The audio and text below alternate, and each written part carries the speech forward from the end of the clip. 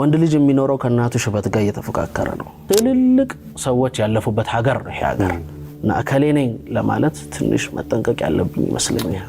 እዚህ ያሰብኩ የምትለው ሐሳብ የሆነ ቦታ ታስቦ የተጣለ እኮ ነው ማለት ለአንተ ነው ያ ሐሳብ የደነቀ። መሬቱን ወደዋለሁ፣ መሬቱን ይሄንን ህይወት ወደዋለሁ። አያያዛችን ያባከናቸው ብዙ ጸጋዎቻችን አሉ ያስባለሁ። ከነዛ ውስጥ አንዱ ፍቅር ነው። እኔ ደግሞ ያለሁበት ሀገር ኢትዮጵያ የምትባለው ሀገር ከኔ የሚበልጡ የሚደንቁ ሰዎች ያለፉባት ሀገር ነች። የሷ ሳቅ ምናምን ስንት ላይክ ነው። ባለቤቷ እሷ ነች የዚህ ሰው ነው። እነሱ ደግሞ መናገር አይችሉም፣ መኖር ነው የሚችሉት። እና ሳይንስ አታለውናል። ለመኖር የሚያስፈልገው ሰው ሌላ ሰው። የሰው ልጅ ዝም ማለትም ጸጋ ተሰጥቶታል። የሆነ ነገር ነውና አይደለም ከማለት መሃል አለ እኮ የሚኖር ማለት ነው። በስርዓት ላይክ ያሳስበኝ ጀመር ማለት እኔ ራሴን እንዲያልጠብቀው የሰው ልጅ ረቂቁን ፍጡር ነው። በዛው ልክ ደግሞ ጭብጥ አይሞላም። ማግኘት ያጠፋው ይበዛል ማጣት ካጠፋው። ከመቀበላችን በፊት እጁ አለ ነው መቀበያ። የዘገንከው ደግሞ እጅህ ላይ አይቆይም። እኔ በየሳምንቱ እየሄድኩ ሰዓት ምንም ለውጥ አላይባትም። በቃ አለች ደህና ነች። የሆነ ጊዜ ግን ለካ እንደምናስበው አይደለም መታወቅ መከበብ ምናምን የራሱ ጣጣ አለው። ለኮሬክትነስ መኖር ከባድ ነው። የሆነ ከ10 ነጥብ እየተያዘልሽ እንደመፈተን አይነት እና ለዛ ኮሬክትነስ መኖር እና ሳየው ለካ ከ10 እየታረምኩ ነው በየቦታው። እሱ ፓርት ደግሞ ከበደኝ ሳስበው። አንደኛ እንደ ሰው መኖር ይናፍቃል። እንደ ሰው መኖር አለብን። ቀጥሎ ደግሞ እንደ ሰው የማጥፋት የመሳሳት ፍቃድም ሊሰጥሽ ይገባል። እሱን ሳይው ትንሽ እየከበደኝ መጣና ከዚህ ነገር ትንሽ ጊዜ ልረፍ አልኩኝ እና ደግሞ ያው ሁሉ ጊዜ ህይወቴን ማነጻጽረው በአንድ ሰው እድሜ ነው፣ በእናቴ እድሜ ስለሆነ ማመጣው ማስኬደውን ነገር ሁሉ ከሷ ሽበት ጋር ነው ማነጻጽረው። ስለዚህ ወደሷ ባክ ማድረግ ነበረብኝ። ቀልብ ገዝቼ የበለጠ እሷን ፎከስ ማድረግ አለብኝ። ለትምህርት ወጥቼ ነበር ከሷ ቤት ወደ ሌላ ቦታና አንዳንዴ እየሄድኩ ጠይቃታለሁ እና የሆነ ጊዜ ከ2 ዓመት ምናምን በኋላ እኔ በየሳምንቱ እየሄድኩ ሰዓት ምንም ለውጥ አላይባትም። በቃ አለች ደህና ነች። የሆነ ጊዜ ግን አንድ 15 ቀን ነው አንድ ወር ክፍለ ሀገር ለስራ ሄጄ ስመለስ ላያት ልጠይቃት ሄድኩኝ። በጣም አርጅታብኝ ጠበቀች። ተጎሳቆለችብኝ፣ አረጀችብኝ ማለት ነው። ኦኬ ሁድ እየሄዱ ከመጠየቅ በላይ ደግሞ እንደ ልጅ አብሬያት መሆን አለብኝ የሚል ውሳኔ ላይ ደረስኩኝ። ወደ እናቴ ባክ አረኩኝ ማለት ነውና ወንድ ልጅ የሚኖረው ከእናቱ ሽበት ጋር እየተፈካከረ ነው። ሰው አልወደድኩትም። ለሌላ ነገር የምሰጠውን ኢነርጂ አልወደድኩትም። ይሄ ኢነርጂ ደግሞ የሷ ነው። የዚህ ሰውነት ባለቤት ከማንም በላይ እሷ ናትና ለባለቤቱ እንዲመለስ ህግ ያስገድዳል። ይሄ ማንነት የእናቴ ስለሆነ ለሷ እንዲመለስ ህግ አስገደደኝና እንዴ በቃ ማለት የሷ ሳቅ ምናምን ስንት ላይክ ነው፣ ስንት ሼር ነው፣ ስንት ኮሜንት ነው። የሷ ምርቃት ስገባ ስወጣ ያላት መንሰፍሰፍ ምናምን ስንት ሚሊዮን ሰው ቢንሰፈሰፍልኝ ይደርሰዋል።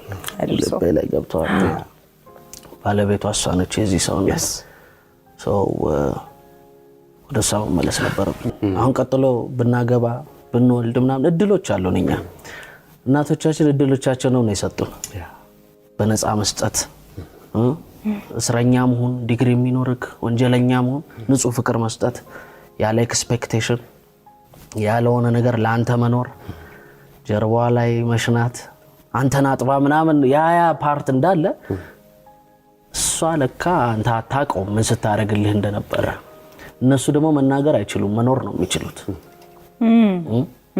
ምን እንዳደረጉልህ አይናገሩም፣ በቃ መኖር ነው የሚችሉት። እና ኮንሺየስ መሆን አለበት አንድ ሰው ሲያድግ ለማን ምን እንዳደረገለት ማወቅ አለበትና ለባለቤቱ መሰጠት አለበት። ይሄ እድሜ የሰው መውደድ አትጡ ትላለች እናቴና ትልቅ ነገር ነው። በጣም ብዙ ነገር የሚያበቃው በገንዘብህ በዝናህ አይደለም፣ ከሰው ጋር ባለህ መዋደድ ነው። እና እንዲሁም ድሮ 2ኛ ክፍል 3ኛ ክፍል ምናምን ለመኖር የሚያስፈልገው መጠለያ፣ ምግብ፣ ሶስት ልብስ ነው ብሎ አይደለም የሚያስፈልገው ሌላ ሰው ነው ለመኖር። ኦኬ ማለት አሁን ልብስ ያለው ብዙ ሰው አለ፣ ሰው የሌለው።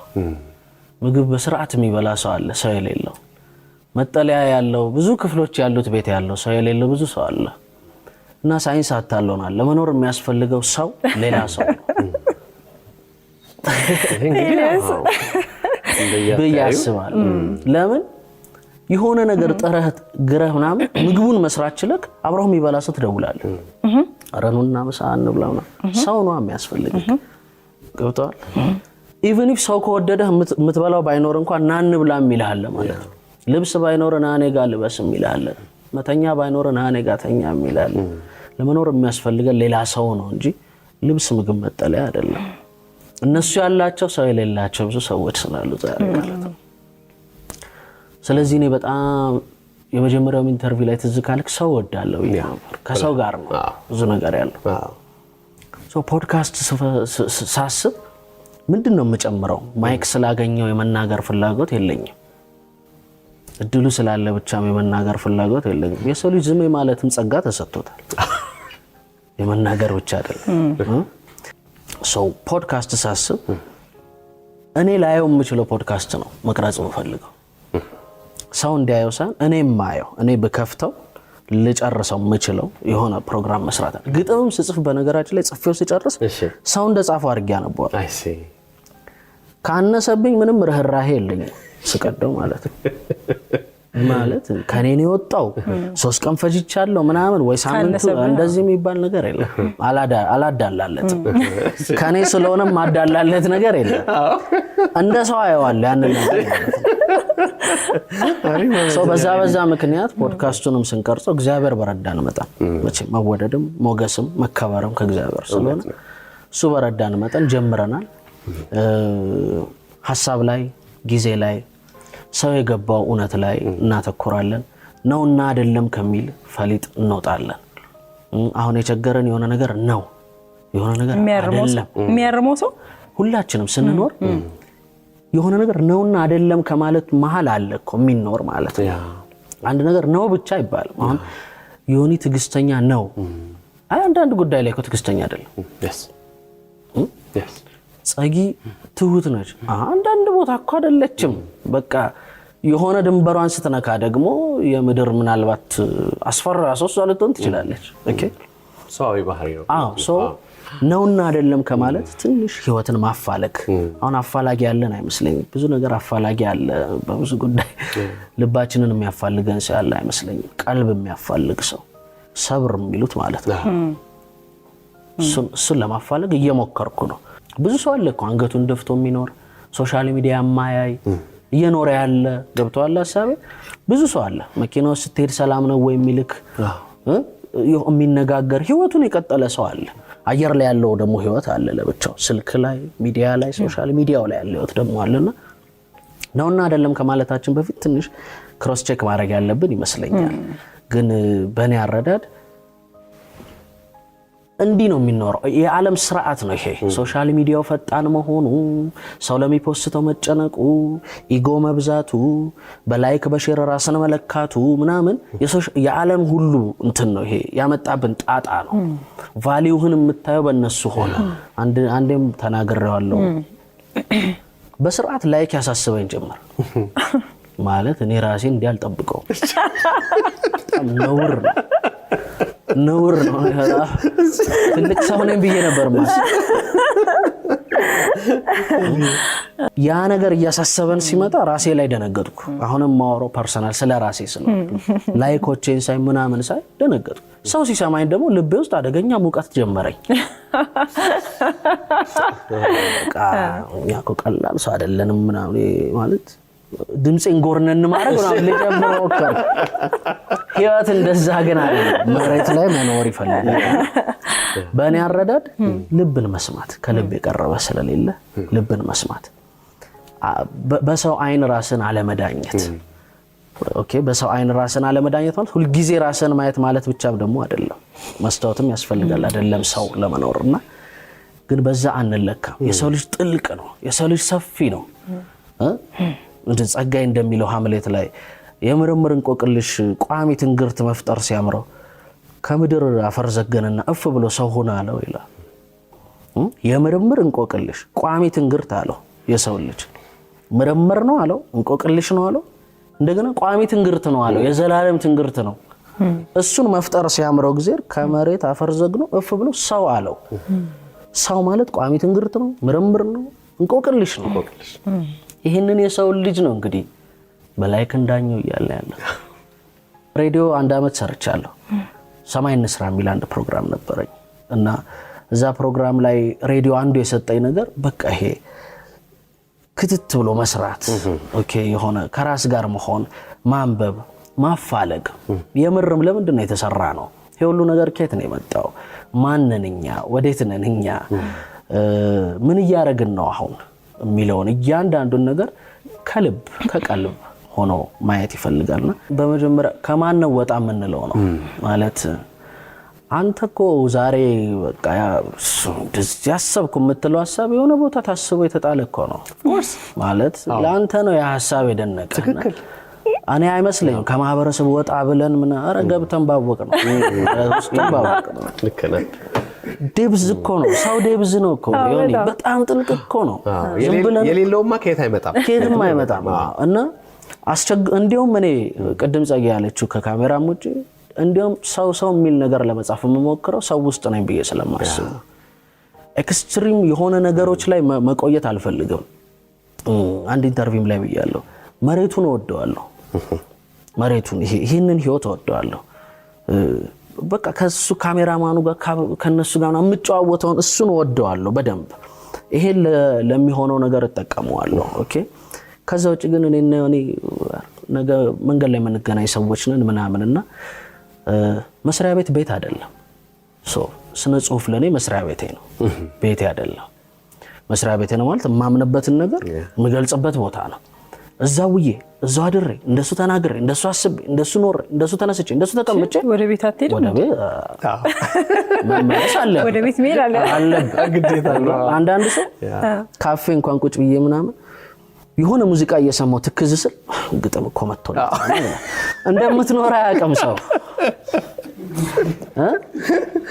አንዳንዴ ስቶሪም ሊሰራል ይችላል። ያቺን ልጅ ነው የሚያስበው ሊል ይችላል ያላችሁ እኮ አለ። ግን ከግጥም ይነሳና ምናምን እና እኔ ያመለካከቴ ብዙ ከብዶኛል ወይ ከሰው ጋር መኖር አስቸግሮኛል ብዬ አላምንም።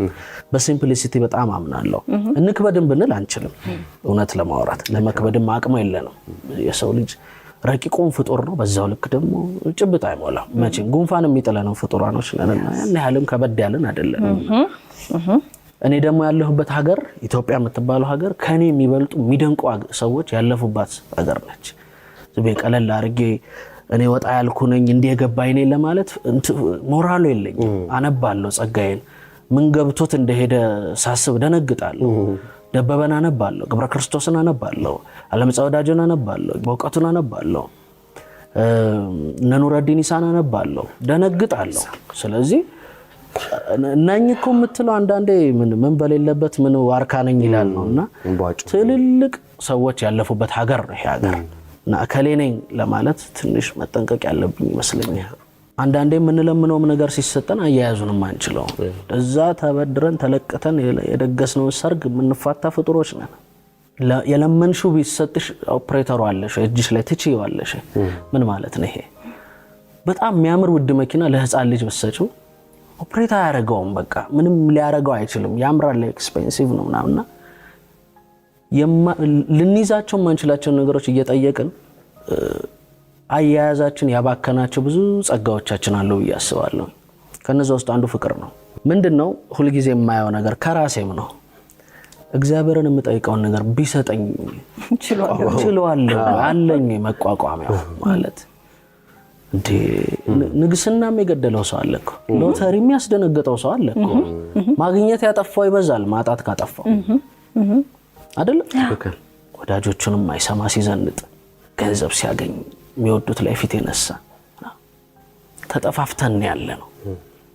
ግን ይመስለናል ደግሞ አንድ ላይ ያለንም ሰው ምን ብያስባለሁ ባያያዝ ጥረት የጠፉብንን ነገሮች መመለስ አለብን። ከመለመናችን በፊት ከመቀበላችን በፊት እጁ አለ ነው የመቀበያው። እንደ ሕፃን ልጅ ነው። በጣም የምትወደውን ነገር አንዲት ሕፃን ልጅ ለመዝገን እጁ አይችልም። ግን ሁሉም በሷ ቢሆን ደስ ይላታል። የዘገንከውንም ደግሞ እጅህ ላይ አይቆይም። እና ልብ ብለን ብንኖር እና ሰውንም ሌላንም ነገርን ከመለመን በፊት ልብ መለመን ልብ ስጠኝ ቀልብ ስጠኝ ማለት ትልቅ ነገር ነው ብዬ አስባለሁ።